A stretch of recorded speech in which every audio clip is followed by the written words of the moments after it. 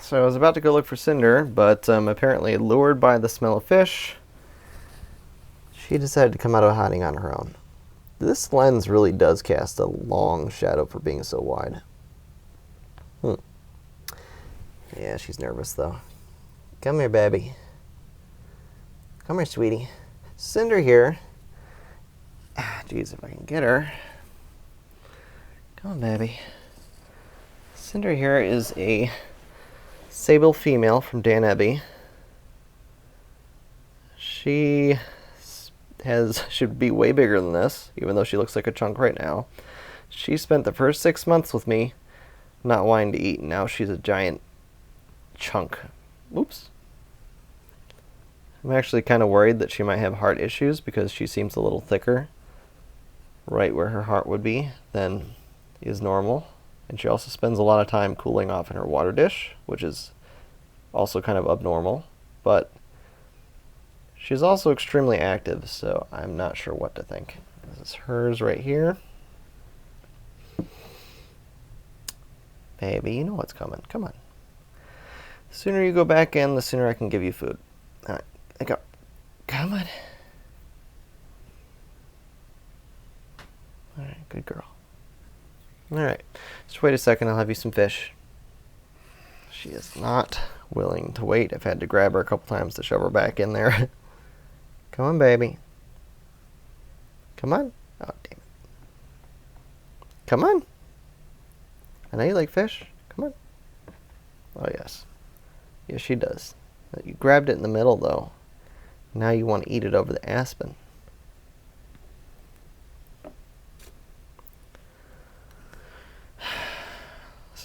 She likes to grab things in the middle and then fold them in half while eating them. It's another reason or cause for concern with her. So I'm afraid she's going to choke to death one of these days.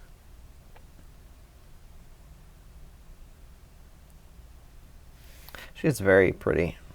Being colorblind, I can't really tell you what most of the colors on my snakes are, but I do recognize the pink blushing on her.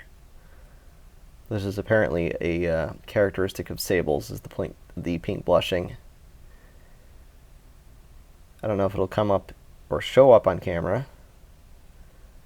She's gorgeous nonetheless. I'm actually two hognose morphs that I don't like at all. Actually, I'll list three.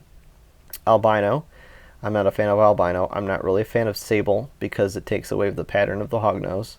And anything, I guess we'll list another one on top of the three that I was going to do, which now makes it four. Superconda. I don't like Superconda at all. It takes away the pattern. Once again, it's not my favorite. There's a few Supercondas that I like. The Toxic Superconda is one. Albino Superconda I used to like, and now I've kind of changed my mind on that too. I still prefer pattern. And, once again, there's albino, which I don't like at all. And the final one would be caramel, because caramel tends to remove the head stamp. There's a new one out of Germany, I believe, called the Skull Face, which completely removes the head stamp but leaves some speckling. That one I don't like either. They're pretty much, if the pattern is going to go away on a hognose, I don't like it. The exception would be leucistic. Hopefully I'm saying that right. Or is it leucistic? I've heard somebody call it leucistic today. Anyways, that one is a all-white snake with blue eyes. And, geez, she's having trouble with this. Anyways, that one is super expensive, and I would never pay that much money for a completely patternless hognose, but I do have a soft spot for all white snakes or all black snakes. So,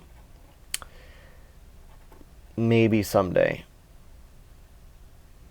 Demi's trying to get out. She is so loud when she tries to get out. Anyways, I'm going to leave Cinder to this. It's going to take her a while, I guess. She's foaming. She'll get it. Just going to leave her to it. We'll try to hunt down Zod and his bioactive. I actually got lucky. Zod, oops, shouldn't mess with that. Zod is right here in his bioactive. I'm going to open the aperture up as much as I can so we can see him. He is right in there. Okay. That that Sigma lens was starting to piss me off. Now I have one where I can zoom. Hi, Zod. There he is. Alright, well, he's being a little stink. Zod, maybe he's asleep. Oh, jeez. He wants it really bad. Come on, get it.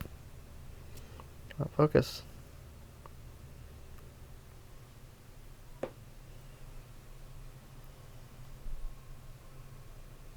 Why do they always have to try and eat it the hard way?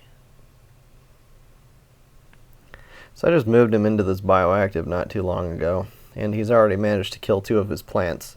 The only thing he has left is a succulent back there, and his golden pothos just under his cave over there, and he's trying very, very hard to kill the golden pothos, because that, incidentally, is his favorite spot to sleep under. He will dig into the vines, or sorry, the roots of the golden pothos and sleep in it. Funny enough, the golden pothos was looking limp before he started doing that, and then it sprung up like, oh, thank you so much, Zod, for aerating the roots. I really needed all that extra oxygen. And it's really disappointing. I actually set it up here so that he could climb up here if he wanted to. He never does. He could sleep in there. He never does. He doesn't sleep in his cave. He doesn't climb these things. He spends his entire time under the golden pothos or sleeping in this cave. It really depends on what he feels like during the day. And most of the time, it's underneath the golden pothos because that's where his hot spot is. Little booger. You want some more? You want some more, Zod? Let's get him some more. Want another one? The minimum focus distance on this one is like a foot or 12 inches, so if I'm too close, he'll be blurry.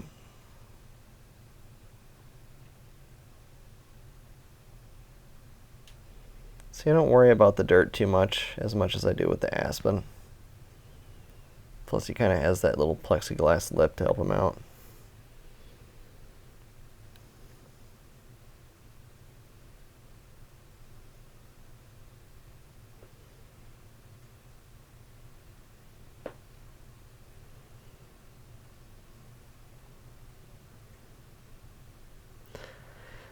Oh yeah, in case anyone was wondering, because I guess we have to say this every single time, Zod is a 4-year-old Conda 100% het albino who I was not able to prove out. I don't really care to prove out if he's 100% het albino or not, but I was hoping to get babies from him. And when he was trying to mate with Klaatu, he prolapsed one of his hemipenes, which resulted in a trip to the vet and basically him having the year off. Like I said, this year's just been bad. Go figure, first time breeder, and I'm getting to meet with all of the problems except for hatching eggs that all breeders have to go through. I'm going to bet you if any of the eggs from Alice and Timothy do hatch out, I'm going to have to deal with kinked babies that then have to be put down. That's how bad this year has been going. And that's not even the worst of it. I don't know if I'll mention it in this video, what happened to Klaatu, but if anyone's been following the groups, the Facebook groups that is, you'll know that she's pretty much gone and she's no longer in the picture. It probably, I don't know how that sounds, even though I'm saying it, but it sounds a lot harsher than I intend it to. Just things didn't work out the way I would have preferred them to for my favorite girl.